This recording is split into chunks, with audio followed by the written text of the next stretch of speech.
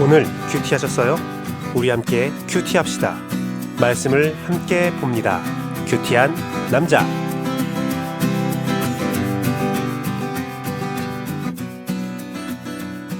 오직 예수님, 예수 그리스도의 은혜와 평강이 항상 있을지어다. 성삼일체 하나님께 영광과 찬양과 경배와 감사를 올려드립니다. 오늘도 예수님을 전합니다. 오늘은 신명기 1장 26절에서 33절 말씀을 가지고 여호와의 명령을 거역한 자들의 특징에 대해서 살펴보도록 하겠습니다. 여호와의 명령을 거역한 자들의 특징. 신명기 말씀은 모세의 설교 모음집인데요. 특별히 가나안 땅에 들어가기 직전 광야에서 전달되는 마지막 말씀입니다. 마지막 말씀이고 당부의 말씀이죠. 처음에 이제 출애굽한 이스라엘 백성들이 가나안에 들어가려 했지만 실패합니다. 실패하고 40년 동안 광야를 이렇게 헤매게 되죠. 광야에서 훈련을 받게 되는데 그 훈련 받을 때에 이제 그 훈련을 다 마치고 마지막으로 이제 광야에서 가나안으로 들어가기 직전에 모세가 이스라엘 백성에게 마지막으로 당부한 말씀이 바로 신명기 말씀입니다. 특별히 오늘 본문은 그 시작의 말씀으로서 모세가 말을 하는 겁니다. 뭐라고 하냐면 왜 40년 전에 이스라엘 민족이 가나안 땅에 들어간 것을 실패했는가 라는 거죠. 1차 가나안 원정 사명이 실패한 이유, 바로 여호와의 명령, 그 사명을 거역한 이유, 그 결과 40년의 훈련을 받게 되었는데 그 실패, 그 거역한 이유가 무엇인지를 밝히고 있는 거죠. 그래서 40년 동안에 1차 출애굽한 인원들은 여호수아와 갈렙을 제외하고 다 죽었어요. 그들이 실패한 이유, 그들이 죽은 이유, 그들의 모습이 어떠한가를 이렇게 보여주고 있는 거죠. 밝혀 말하고 있는 겁니다. 그러면서 모세는 이제는 2차 가나안 원정 때 이스라엘 민족이 그 사역을 감당했으면 좋겠다. 그 사역에 성공했으면 좋겠다. 하나님의 말씀에 더 이상 거역하지 않고 하나님 말씀을 따르는 자로서 남기를 바란다라는 그 모세의 간절한 심정이 담겨 있는 본문입니다. 여호와의 명령을 거역한 자들의 특징을 우리가 볼 수 있고요. 그렇기 때문에 그런 모습들을 우리가 벗어나서 여호와의 명령에 순종하는 그런 방법이 무엇인지도 알아볼 수가 있는 겁니다. 그래서 오늘 신명기 1장 26절에서 30절 말씀을 가지고 여호와의 명령을 거역한 자들의 특징에 대해서 함께 살펴보도록 하겠습니다. 첫 번째는 낙심하게 하여 마람입니다. 낙심하게 하여 마람. 28절 말씀 보면 우리가 어디로 가랴? 우리의 형제들이 우리를 낙심하게 하여 말하기를 이라고 되어 있어요. 우리를 낙심하게 하여 말하기를. 그 내용이 무엇입니까? 그 가나안 백성들은 우리보다 장대하고 그 성읍들은 크고 성곽은 하늘에 닿을 정도로 높아 있고, 와, 우리가 또 거기서 아낙 자손, 그 거인들의 자손을 모았다. 그들은 키도 크고 그들은 우리보다 크고 그들의 성벽은 우리보다 크다. 와, 그 말씀을 들으면서 우리는 낙심했다. 낙심의 의미가 무엇입니까? 마사스라고 해서요, 녹아버렸다. 우리는 녹아버렸어. 우리는 그들의 말을 듣고 녹아버렸어. 우리는 사라졌어. 사라졌다는 뜻이 있습니다. 또 약해졌다는 뜻이 있습니다. 우리는 그들의 말을 들으니까 너무나 마음이 약해졌어. 하나님의 사명을 감당할 수 없게 되었어 라고 하는 겁니다. 이 뜻은 무엇입니까? 바로 부정적인 언어로 말한다는 거예요. 부정적인 언어로 문제만 바라보며 말한다는 겁니다. 부정적으로 낙심하게 만드는 언어를 사용한다는 겁니다. 부정적, 불평, 불만, 그것은 바로 문제만 바라보는 시선이죠. 문제를 극복하지 않고 그 문제수만 바라보면서 낙심하고 부정적으로 말하는 겁니다. 마태복음 14장 29절에서 30절 말씀을 보십시오. 저 멀리서 그 밤에 풍랑이 있을 때 멀리서 그 바다를 건너오는 예수님을 바라본 제자들이 있습니다. 그 가운데 베드로가 예수님이라면 나도 걷게 하십시오 라고 말해요. 그러자 예수님께서 걸어라. 베드로는 그 바다 위를 걷습니다. 그러다가 문득 고개를 돌아보니 풍랑이 보이는 겁니다. 그리고 그는 바다에 빠지게 되죠. 풍랑을 보는 그 눈의 시점이 예수님을 바라보지 않고 풍랑을 바라보자 물에 빠지게 되는 겁니다. 시편 37편 8절의 말씀은 불평은 악을 만든다고 했어요. 문제를 보면서 그 문제를 극복할 하나님을 바라보는 것이 아니라 도와주실 나의 도움이 어디서 올고 하나님이 나를 도우시는구나, 하나님이 나를 지켜주시는구나 한다면 문제가 악을 만들진 않아요. 하지만 불평을 보면서, 문제를 보면서 부정적인 언어를 쓰고 난 어떻게 살고 난 어이없고 낙심하면 악을 만들게 됩니다. 학개 2장 3절에서 4절 말씀을 보면 하나님께서 이스라엘 백성에게 이렇게 말을 합니다. 2차 성전을 다 만든 다음에 이스라엘 백성이 막 울고 있는 거예요. 1차 솔로몬 성전보다 더욱더 부족한 모습에 너무 초라하다는 거예요. 2차 성전은 나무로 만들었거든요.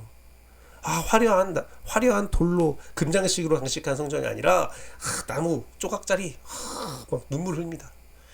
불평을 합니다. 그런데요, 하나님은 그들의 관점을 바꿔줘요. 왜 울고 있냐? 네가 그 전에 영광을 본 사람이 누가 있냐? 이스라엘 백성이 포로가 된 뒤 80년 뒤에 돌아오거든요. 옛날 수명이 뭐 길었습니까? 80년이면 다 죽었고, 지금 그 성전을 지은 사람들은 어떻게 아무리 늙어서 80살이라 해도 어렸을 때 본 거예요. 어렸을 때 말로만 들은 성전이에요. 환상이에요. 환상 속의 성전을 바라보면서 지금 성전을 보면서 불평하고 있는 거예요. 하나님은 그들에게 말하죠. 금도 은도 다 내 거다. 내가 더 멋있게 지으면 더 멋있게 못 졌겠느냐. 하지만 난 이거 된다. 이거면 된다. 오히려 위로하고 오히려 소망을 줍니다. 제2성전, 여러분 그거 아시죠?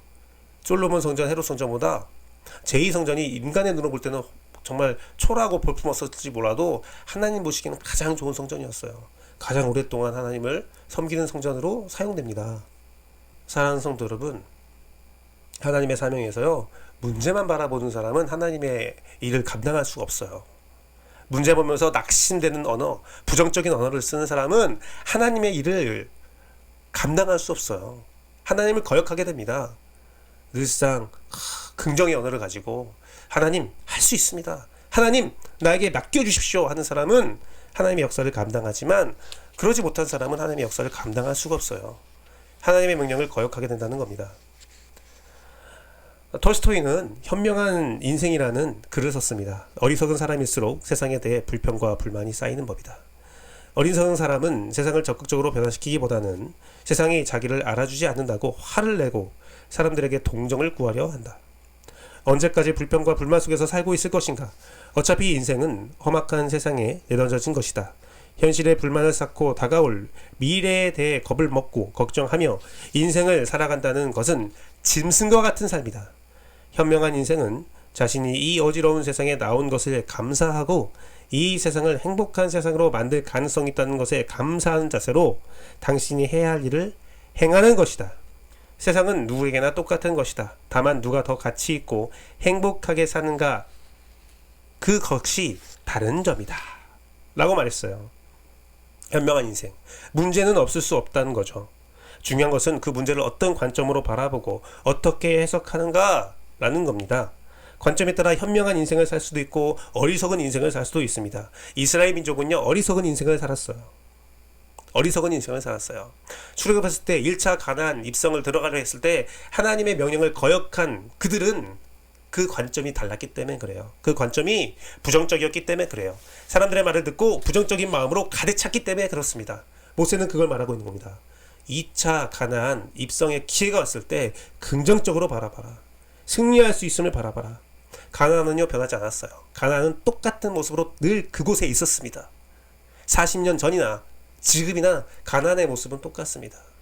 모세는 말씀하고 있는 겁니다. 낙심하지 마라. 부정적인 언어 쓰지 마라. 문제만 바라보지 마라. 그 문제를 극복할 하나님의 능력, 하나님의 역사를 바라봐라. 그러할 때 우리는 그 불만을 이기고 하나님의 명령을 순응하고 순종하고 사명을 완수할 수 있습니다. 여러분의 인생에 많은 불평이 있습니다. 많은 가짜뉴스가 있습니다. 여러분의 두려움을 증폭시키려는 여러 가지 시도가 있습니다. 그거에 넘어지면 여러분은 하나님의 일을 감당할 수가 없습니다. 하나님의 명령을 거역하게 됩니다. 사랑하는 성도 여러분, 여러분 앞에 사명이 놓였을 때에 그 사명에 반동되는 많은 갈등들도 보입니다. 그거에 넘어지지 마십시오. 그것을 딛고 일어서십시오. 여호와의 명령을 거역한 자들의 특징, 그 첫 번째는 낙심하게 하여 말함. 낙심하게 말함. 바로 부정적인 언어로 말한다는 겁니다. 두 번째는요. 이 일에 하나님을 믿지 않음입니다. 32절 말씀 보면 이 일에 너희가 너희의 하나님 여호와를 믿지 아니하였도다. 하나님을 믿지 않았대요. 이 일은 바로 이 일은 무엇을 말하냐면 모세가 말한 것들입니다. 낙심하여 말한 그 사건들을 보고 모세가 그들에게 그렇지 않다. 하나님은 능력이 있으시다. 하나님을 네가 따라간다면 하나님께 순종한다면 우리는 가나안에 입성할 수 있다. 그들을 진멸할 수 있다라고 말했다는 겁니다. 하지만 그것을 믿지 않았다라는 거예요. 또한 모세는 그들을 설득하기 위해서 하나님께서 어떻게 해왔는지 이집트를 어떻게 멸망시켰는지를 보여줘요. 다 말씀해요. 그들은 직접적으로 목격했잖아요. 하나님께서 이집트를 어떻게 멸망시켰고 그들을 광야에서 어떻게 인도했는지를 다 보여줬는데도 그들은 그 일을 통해서 하나님을 믿지 않았다. 그 사건을 통해서 하나님을 믿지 않았다라는 겁니다. 하나님을 믿지 않았어요. 하나님을 신뢰하지 않았습니다. 그것은 무엇입니까? 바로 하나님의 역사, 하나님의 말씀을 믿지 않은 거예요. 하나님의 역사, 주의 종을 통해서 전달되는 하나님의 말씀을 믿지 않는 이스라엘 민족을 보여주고 있습니다. 안타깝죠. 예수님은요, 우리에게 믿음을 늘 강조하셨습니다. 요한복음 20장 22절에서 29절 말씀 보면 예수님의 부활 사실을 믿지 않은 도마의 모습이 나옵니다. 그에게 손바닥과 창자국을 보여주면서 네가 이것을 만져봐라. 만져야 믿는다면 만져봐라. 차라리 믿는 게 낫다 라고 말합니다. 도마는 그런 예수님을 바라보면서 내가 믿습니다 라고 말합니다. 그러자 예수님께서는 도마에게 이렇게 말하죠. 너는 보고 믿느냐? 보지 않고 믿는 자가 더욱더 큰 복이 있다. 이스라엘 민족이 실패한 이유가 무엇입니까? 예수님을 믿지 못한 이유가 무엇입니까? 예수님이 나타나셔서 성육신하셔서 모든 것들을 다 보여주시고 모든 사역을 감당했는데도 그들은 믿지 않았습니다. 어떤 이유인지는 중요하지 않습니다. 어쨌든 그들은 믿지 않았습니다. 하나님은요, 항상 이스라엘 민족에게 그 믿음을 강조하셨어요. 하나님은요, 이스라엘 민족에게 나타날 때마다 이렇게 말씀하지 않았습니까? 아브라함의 하나님, 이삭의 하나님, 야곱의 하나님, 내가 이삭의 하나님, 아브라함의 하나님, 야곱의 하나님이다. 그게 무엇입니까? 아브라함과 이삭과 야곱의 사건을 보면서 나를 믿어라. 내가 어떤 존재인지를 보고 믿어라. 보고 알아라 라는 겁니다. 성삼일체 하나님은 항상 자신을 들으라, 믿으라, 보라 라고 강조하십니다. 들으라 이스라엘아. 신명기 말씀에서 말씀하시죠. 예수님도 듣는 귀가 있는 자는 들을지어다 라고 말합니다. 요한계시록에서도 성령님께서는 들을 귀 있는 자는 들으라 라고 말합니다. 들을 귀 있는 자는 듣고 볼 눈이 있는 자는 보고 믿으라는 거죠. 그냥 듣고만 있고 그냥 보고만 있으라는 게 아니잖아요. 믿으라는 거죠. 믿어야 됩니다. 우리는 성경을 보면서 하나님의 말씀, 하나님의 사건, 하나님의 증거를 보면서 하나님을 믿어야 합니다. 여호와의 명령을 거역한 자의 특징은 그러한 말과 그러한 사건과 그런 증거에도 하나님을 믿지 않은 겁니다. 주의 종의 말을 듣지 않고 성경의 말씀을 믿지 않고 하나님의 역사를 신뢰하지 않습니다. 미국의 한 과학저널의 편집장인 마이클 셔머 박사라는 사람이 있습니다. 그 사람이 뇌과학 입장에서 인간의 사고와 행동을 연구했습니다. 그의 결과는 무엇이냐면 인간의 뇌는 어떤 현상에 대해서 자신의 틀, 믿음에 근거하여 자각하고 행동한 다음에 그 다음에야 이성적 판단을 한다고 합니다. 예를 들면 숲에서 뭔가 바스락 소리가 나면 그 숲에서 난 소리가 어떤 소리인지 이성적으로 접근해서 분석하는 것이 아니라 먼저 바스락 소리가 나면 나를 집어삼킬 포식자나 나에게 위협을 가할 어떤 존재로 여기고 먼저 숨는다는 거예요.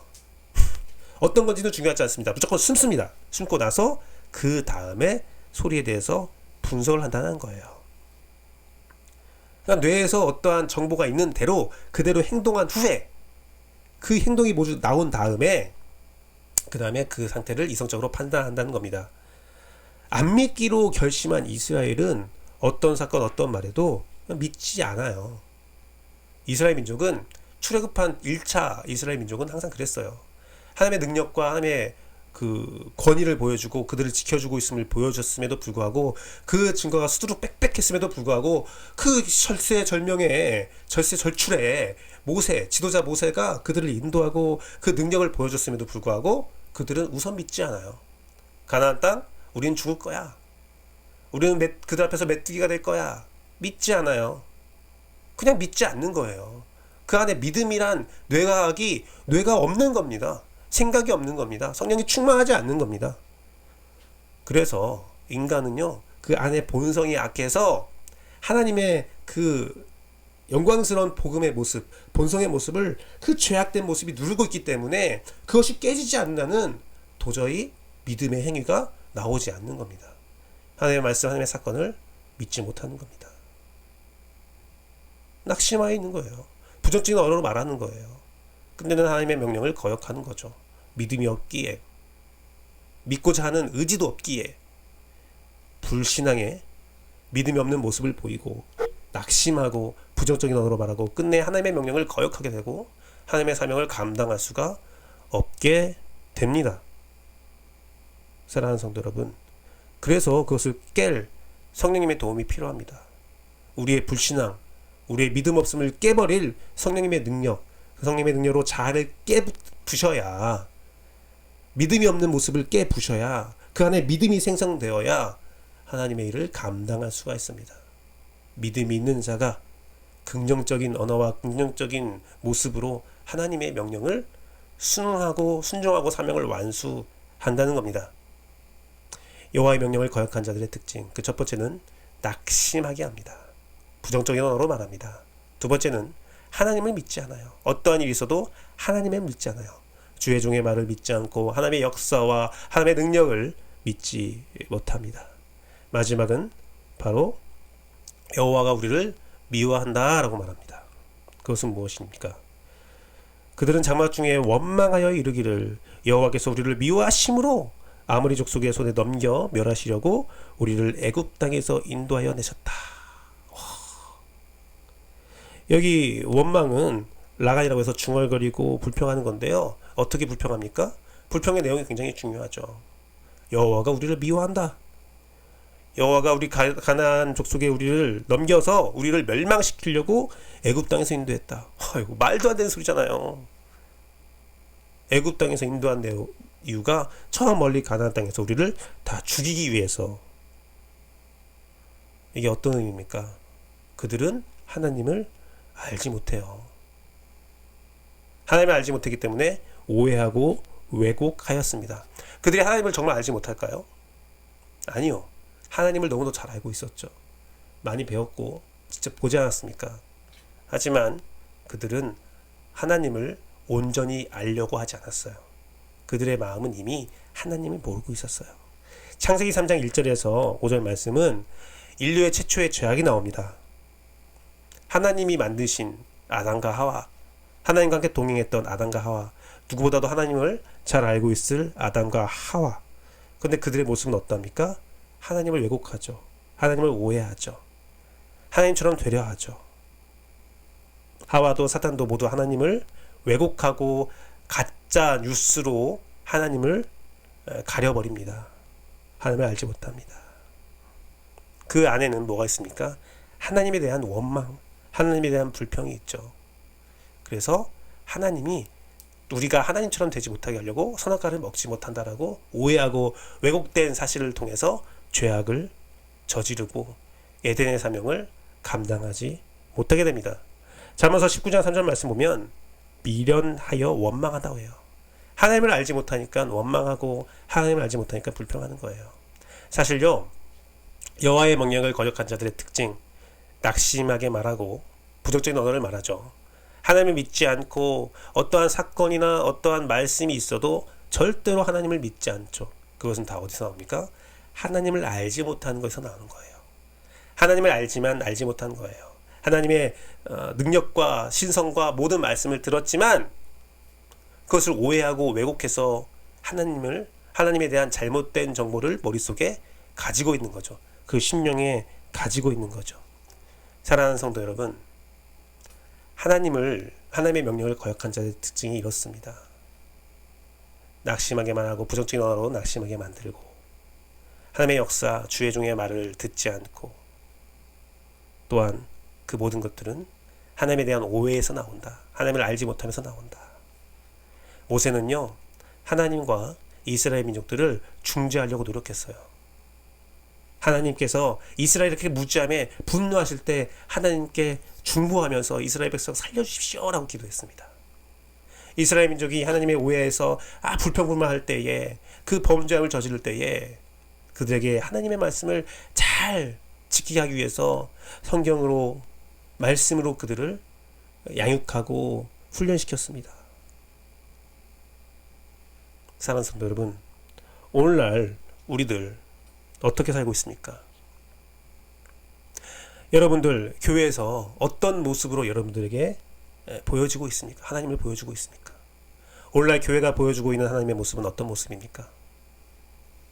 혹시라도 교회가 여러분을 낙심하게 만들고 하나님의 말씀을 가짜로 전하며 하나님을 믿지 못하게 하고 하나님에 대한 잘못된 정보, 오해와 원망을 심고 있다면, 하나님을 잘 알지 못하게 하는 교회라면 우리의 교회는 소망이 없습니다. 사랑하는 성도 여러분, 우리가 천국 갈 때까지 우리의 신앙을 잘 지켜야 되지 않겠습니까? 우리의 신앙을 잘 지키기 위해서 성령님에 의지하여서 하나님을 바로 알고, 그 하나님을 바로 알므로 여러분을 향한 하나님의 말씀과 그 사건들을 통해 하나님을 믿고 그 능력의 하나님, 소망의 하나님을 바라보며 긍정적인 언어로 여러분의 삶을 감사함으로 살아가기를 간절히 바랍니다. 그러면 여러분들은 여러분들 향한 하나님의 말씀에 순종하게 되고 하나님이 여러분에게 맡긴 그 사명을 잘 감당할 수 있습니다. 사랑하는 성도 여러분, 오늘도 하나님을 바라봅니다. 하나님을 믿습니다. 하나님을 그대로 바라보십시오.